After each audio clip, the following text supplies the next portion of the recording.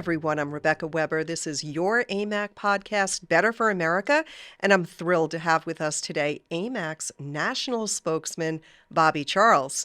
Bobby, you have spent your life in the political realm. You were a policymaker in the White Houses of Ronald Reagan and George Herbert Walker Bush. And always, Bobby, I'm delighted to have you with us today. Welcome back. It's great to be back here.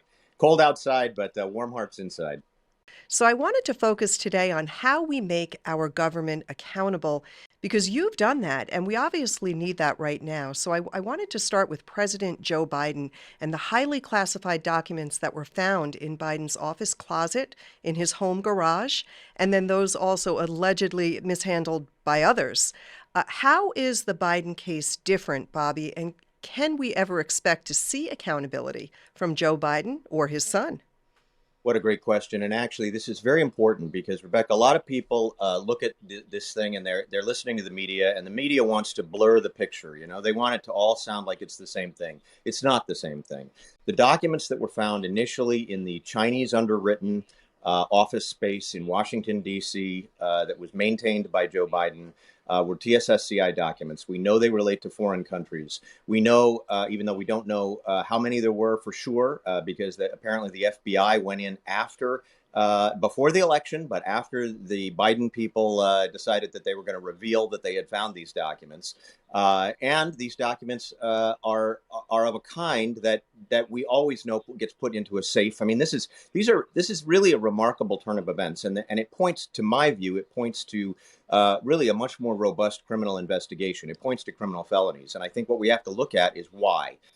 Imagine that you're just an average person and you're listening to these pieces of evidence come through. TSSCI documents, that's the highest level of classification. They're compartmented documents. They're found in a closet and in boxes, so they've been secreted. They're not lying out on a desk somewhere. They're in a location that was underwritten by the Chinese government through a university. Biden at the time, by the way, was also on a payroll of that university, and a curious $1 million payroll for doing 2 classes. So that's a very curious turn as well. His son has been carted around the world to China and to Ukraine, and now it indicates we think maybe there are other countries. He's been carted around the world to these places. He's gotten contracts from these places, and he's getting millions of dollars for something that he's obviously not qualified for. So the obvious implication is that he was selling access of some kind.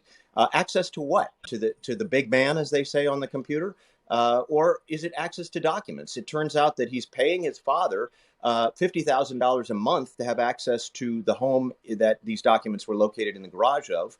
And he has access apparently to this office in D.C. So the real question is not whether there is a mishandling. This is not about mishandling. The question is whether there has been a sale of foreign countries of highly classified information that the United States classifies for a reason. And God forbid that information was sold to China, which is probably our number one adversary. If I were looking at this objectively, never mind a member of Congress or a prosecutor at a federal level, I'd be looking at it and I'd be saying, why do I not draw the conclusion from this circumstantial evidence that we have evidence of a crime? Why would I look at this evidence and say, well, this is just innocent mishandling? It's not innocent mishandling. It's something beyond what all these other potential, Pence had a document, Trump had documents in a safe, all, by the way, in locations where they operated when they were in office. Joe Biden, out of office, where he's not supposed to have access to any of these, has access to highly classified things, and his son has access to them, and his son is paid money by foreign countries for something that's mysterious. To me, this all points in the direction of a criminal investigation. Yeah, this is really heavy stuff, Bobby. And yet the facts are, as you indicate, suggestive of criminal acts that warrant deep investigation. And this leads me to the second question. How effective will the U.S. Congress be, in your opinion, in particular the U.S. House Oversight Committee, in getting documents, testimony, and presenting a case to the American people that their government has gotten off track? You know, including leaders at the FBI and the Department of Justice, Homeland Security, the IRS, even the State Department, if not others. What happens when congressional investigators go after this evidence and the administration refuses to give these documents up, either because they are part of some ongoing investigation or they just refuse to provide them? Such a good question. Again, Rebecca, we're in a titanic battle. This is a titanic conflict, constitutional conflict, because it is obvious from the case law, and I could cite you the case law because I taught this back at Harvard at one point. But the case law is very rich, very clear that the Congress has a constitutional, not only opportunity, but obligation, a constitutional obligation to do oversight of the executive branch, which is filled with appointees, not people that were elected by the American people. So the people who are elected by the American people, the United States Congress, again, has an obligation to go in and turn over stones as they relate to any potential criminality or any even potential mishandling or misjudgment as it comes to federal agencies. And that might be simply waste of money. It might be personal graft. It could be any number of things. But we have an awful lot of evidence right now that people are not upholding their constitutional duties at the Justice Department, at the FBI. You could argue at the State Department, at Homeland Security, at the White House. So this is the perfect storm, if you will, for the investigation of an administration by a Congress. What's going to happen, and I was there myself at one point and doing oversight, the reality is they're going to try to stiff arm or stonewall this inquiry. And that's going to push Congress to have to bring this to the courts. The courts that it'll probably go to are the D.C. Circuit Court at first and eventually to the Supreme Court. Some of it could move very quickly, but I don't think we're going to see a full and robust completion of a lot of these investigations until 6 months or a year from now. But they have absolutely every right and, in fact, an obligation, the United States Congress, to go in with subpoenas to try to get all of the documents that would be material to the question of whether or not you have a miscarriage of justice at the Justice Department, whether there were, I mean, you can go back into the Trump years or you can come right forward to right now in the U.S. border. There's tremendous amount of oversight that has to be done, and they do have tools, but it's going to be a battle. I can already see from what Jim Jordan and Comer are having to confront that this administration is not going to be cooperative. They are not going to be producing bucket loads of documents the way that the Clinton people did for us. And I think at the end of the day, it's going to be a titanic battle. They're going to find themselves in federal court. They're going to be fighting tooth and nail to get at these documents. And, I'll just say this, Rebecca, the more someone has something to hide, the harder they fight to hide it. And I think we have an administration that is proving that there's an awful lot of potentially a lot to be that they're hiding. Yeah, it really is quite interesting. My understanding, correct me if I'm wrong, but my understanding is that unless the president declares executive privilege over the documents, that they do have to be produced. Now, because Biden is our president, does he have any, in other words, it reminds me if we go back to the Nixon case, in Joe Biden's current position, does he have any leverage against saying, hey, wait a minute? At the time, though, he was our vice president, and even when he was out of office, those documents were in his possession. So good, Rebecca. That's exactly right. Joe Biden can declare executive privilege and try to protect those documents, but there's an exception to the exception. So if the exception to production is executive privilege, which a president declares, there's an exception to that. And the exception to that is if it implicates criminality. And that's where the Nixon case came in. Judge John Sirica said, no, if there's criminality here, you don't get to protect the tapes. In that case, Nixon case, it was tapes.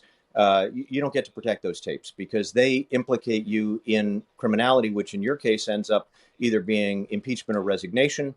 And if you were a private citizen and potentially after you're a president, criminal liability pursuant to statute. So, you're pointing in a direction, Rebecca, that a lot of people should be thinking in, and we're not. We're not thinking that way. We need to be thinking about the fact that if there's criminality and there's an attempt at executive privilege to protect criminality, the courts will breach that.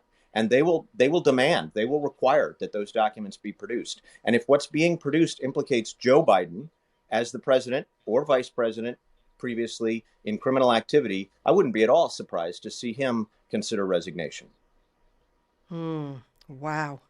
This is really big stuff. Bobby, when the Gingrich House investigated Bill Clinton's White House, give us a few examples. You were there. Give us a few examples of how this works and where this tug of war ends up.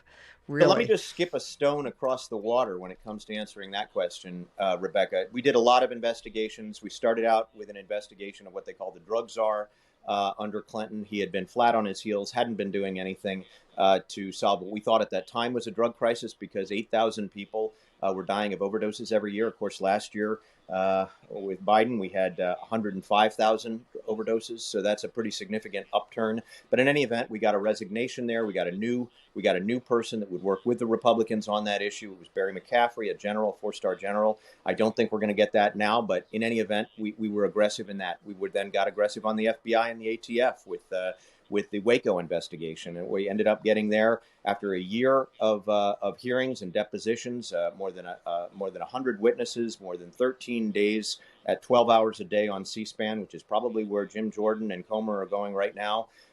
We did some pretty intensive oversight and really brought a lot of things to light, did a report for the American people.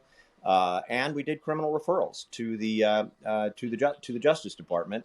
Actually, because Reno at the time, Janet Reno, Attorney General for Clinton, did not act on those, she was actually eventually held in contempt. You can go further with contempt. You can actually detain somebody. We did not do that, but it was pretty intensive oversight. We also did the same thing, Rebecca, on immigration. Believe it or not, we brought criminal referrals against the head of something called the INS, which is what predated our current immigration agency. And we also did one on Vice President Gore. Again, the Attorney General, and I would expect nothing less of Merrick Garland, did absolutely nothing with those criminal referrals.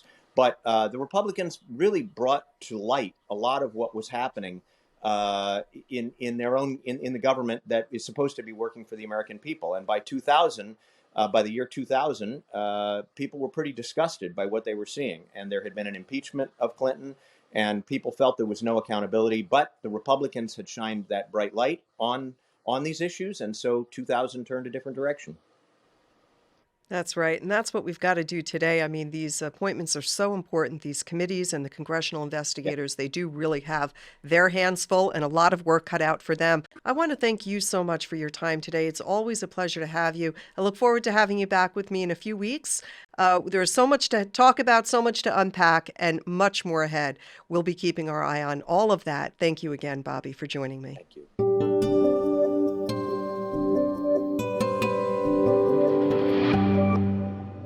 If you enjoyed this episode, you can listen to more just like it. Check us out on iTunes, Spotify, or by downloading the AMAC app.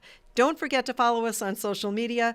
Until next time, I'm Rebecca Weber. This is your podcast, Better for America. Thank you for being here. Have a wonderful evening.